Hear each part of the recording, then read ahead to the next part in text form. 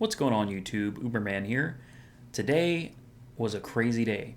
So, I get done Ubering around 6 o'clock in the morning, which is fine. Had a great night. Um, Great customers. Everything was good and well. And then I get home. I crash. All is right with the world.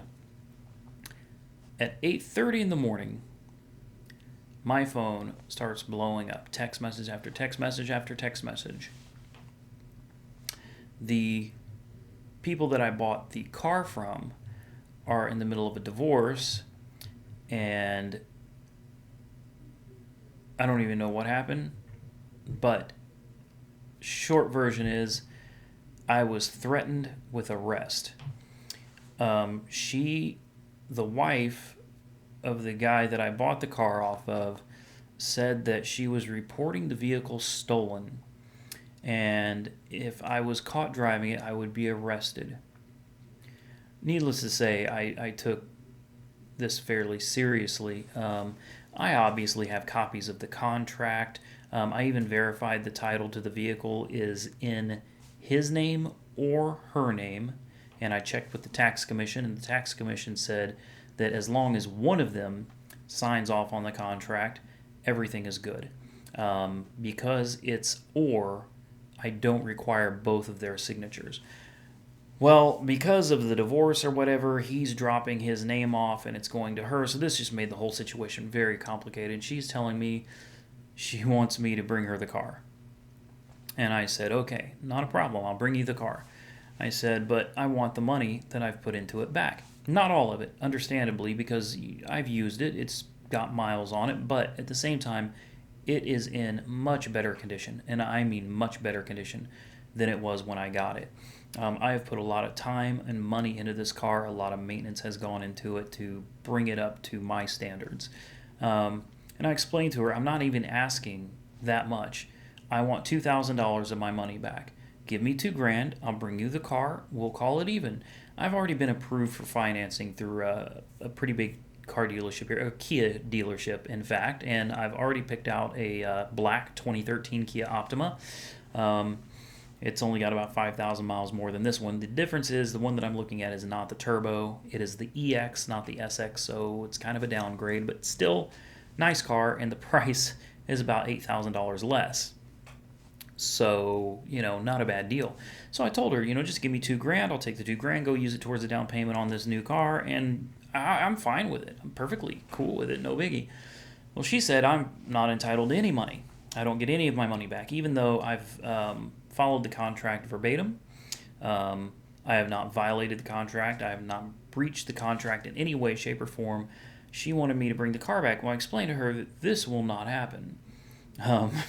I told her, I'm not trying to get ugly here, but the car will stay locked in my garage for eternity before I hand it back and not get any of my money back when I did nothing wrong. I did not breach the contract.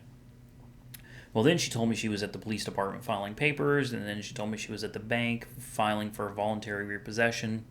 Well, at this point, I got tired of playing games, and I went to the police myself. I went to my local police station, which is right around the corner. I spoke with a sergeant. She was very helpful, very awesome. She went out of her way to assist me in this matter. She felt bad for my situation. I've got all documentation proving that I've done everything right, and I've got tons of text messages where I'm being threatened and harassed. And she actually called the lady and said, listen here. She's like, what's going on between you two is a civil matter to be taken up in civil court. She said, you absolutely cannot report that vehicle as stolen. And then I guess the lady started interrupting her, and the sergeant was like, listen here. She's like, you will not interrupt me.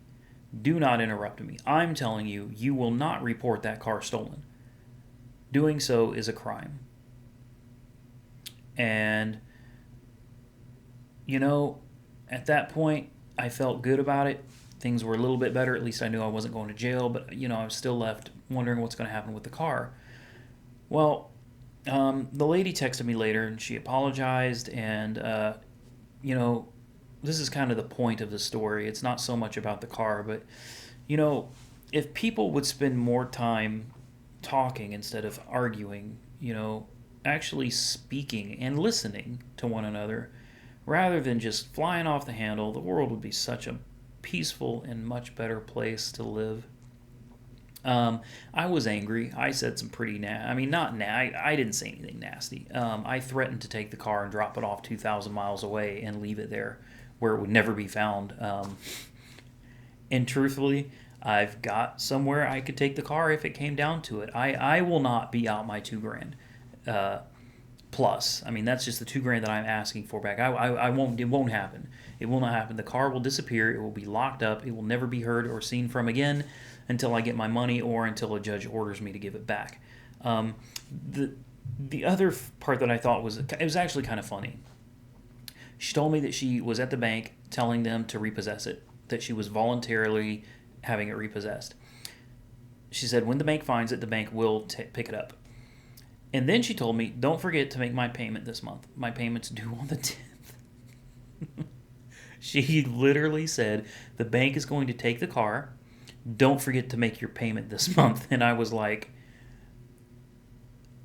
I'm not special. Okay, I would have to be a very special kind of derp to have you threatening to take the car and still make my payment to you. Well, it ended with us having a phone conversation, which I recorded. I got her permission on the microphone here. I got her name. I got her permission to record the conversation. I recorded all 20 minutes of it. She's going through a tough time. She's getting divorced. Things between her and her husband were going on that I didn't know about. Things involving the car. She didn't know much about me because the deal was done between her husband and myself. She's got a sick daughter. A very, very sick daughter. She's dealing with a lot right now. She's also self-employed, as am I, so she understands, how tough it is to make it really on your own. And on top of that, she had no idea that the car was my income. When I explained to her what I did for a living and that the car was quite literally my livelihood, and taking the car away from me that would just, I can't even explain it. I do have some money put up in the bank, but that's not going to last forever. So I explained to her that I've just gotten on with Uber Select, and that car is the reason I'm with Uber Select. And taking the car away not only pulls my slot from Uber Select, it stops me from driving Uber, period. I could buy another car to do Uber X in, and I could get my minimum guarantees and everything, but this would seriously be a detriment to my life, and she had no idea. She really had no idea. She's got kids. She's single now. She's going through a divorce, like I said, sick daughter. I've got kids. We were able to relate to one another. She's stressed. I'm stressed. We got caught up in the heat of the moment, and a lot of that was done through text messaging. And I think a lot of people, the moral of the story is, the deal's worked out. In fact, she's doing me even better than he did. We're drawing up a new contract. We're going down to the bank. She actually has the car financed through the bank. It's through a federal credit union. So this is a really sticky and complicated situation. But the bank is going to sign off on it. The bank is allowing this, and the bank is going to be the one to notarize the new contract allowing this. She's going to email me copies of the payments every time I pay her. She will pay the bank, or she said I'm more than welcome to pay the bank directly myself. It's a wonderful deal. She's doing way better for me than the other guy did, and I'm glad that we spoke and worked the whole deal out. But so much gets lost in text messaging. I'm the first one to admit that I'm like a compulsive texter. I hate talking on the phone. I'd much rather text, but you lose a lot. I would say you lose translation in text messaging because a voice says so many things, and you can say the same words on a text message, but someone can interpret it completely differently because they can't hear the tone of your voice. It got off to a bad start. It was a rough day, but in the end, everything's worked out. It's a great day. She's happy. I'm happy. Everybody's happy now. So that's really all I wanted to share. Just another personal, drama-filled story out of the life and book of Uberman. As always, guys, like, comment, subscribe, be safe out there, and Uber on.